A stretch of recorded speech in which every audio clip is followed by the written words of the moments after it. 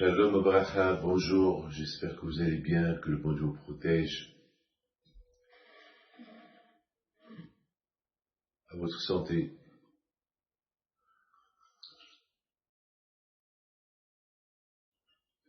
J'ai vu une très belle histoire ce matin avec le Baal Shem Tov, qui était une fois avec son petit-fils, Rabbi Baruch Mishbouj. Ils sont partis prendre un peu d'air de la campagne.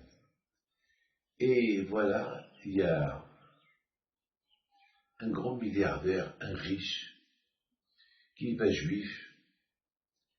Il dit à Baal Shem Tov,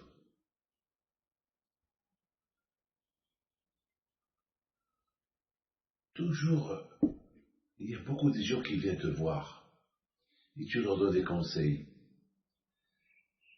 Parfois, les gens viennent te voir pour des bénédictions et moi, je voudrais me demander un conseil.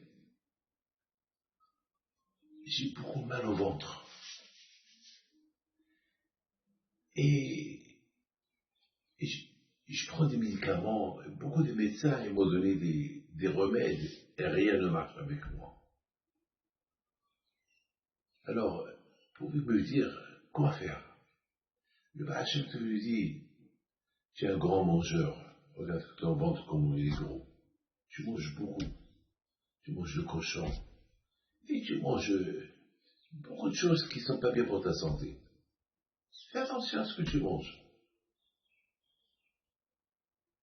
Et c'est tout. Alors, tu lui dis, mais c'est pas possible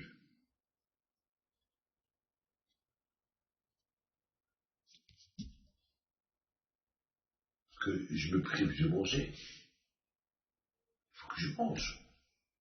Je suis un gourmand.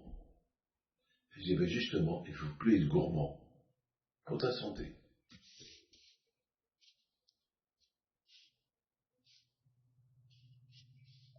Alors le Baal Shem Tov, il le regarde.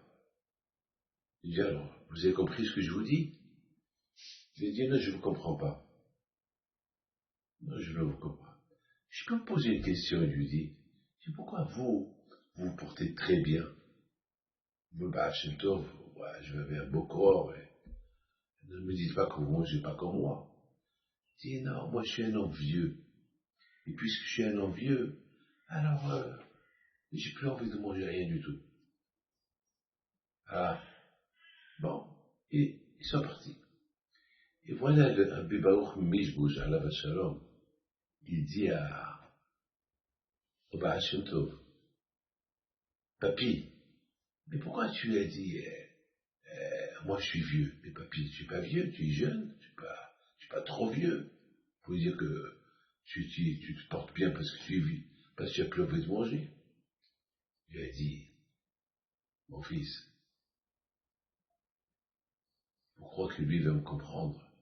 Je crois que lui va me comprendre. C'est quoi? Ne pas être gourmand de le judaïsme. Dans la Torah, on fait attention. Ce qu'on mange pas, parce qu'on est juif. Est-ce qu'il comprend c'est quoi être juif? Est-ce qu'il peut comprendre c'est quoi être un juif? Être un juif, c'est pas facile.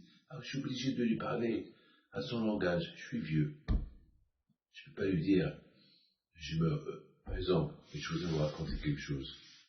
Vous savez qu'une fois, j'ai vu une femme qui était en face de moi.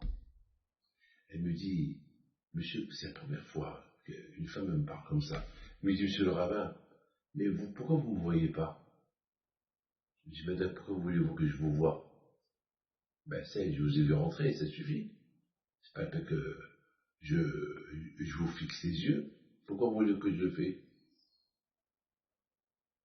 Mais, elle me dit, mais vous me faites honte, parce que vous ne me voyez pas.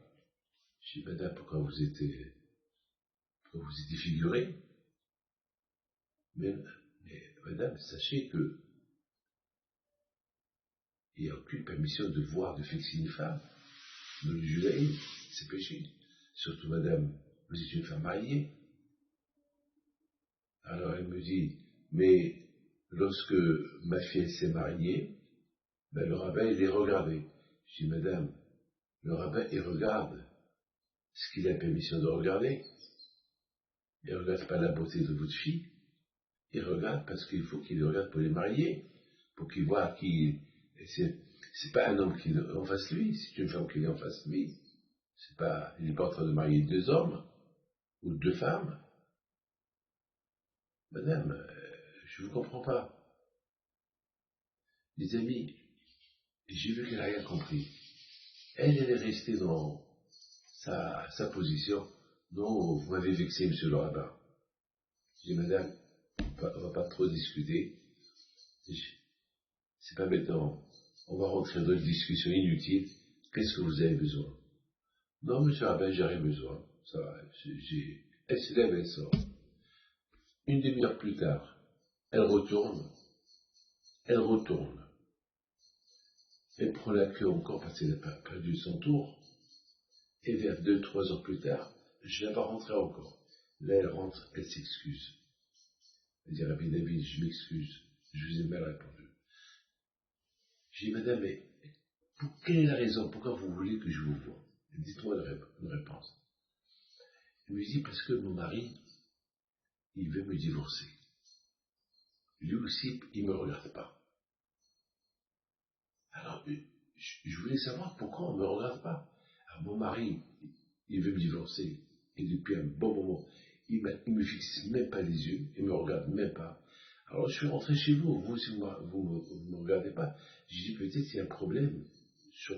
J'ai dit, madame, le problème, c'est ta bouche. C'est ta bouche. Tu réponds. Tu agresses.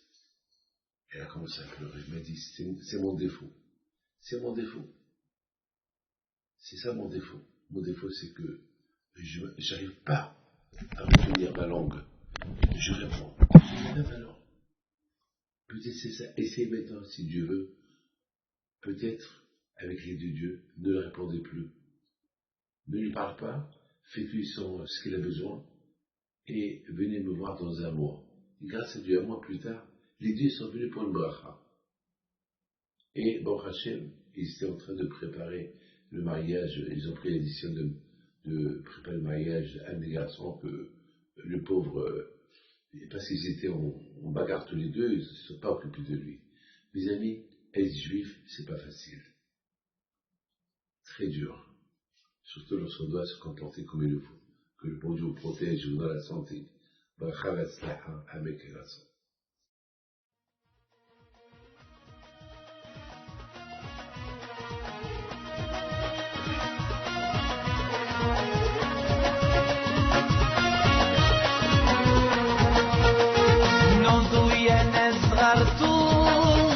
على ربيع حي فين وقف لنا زي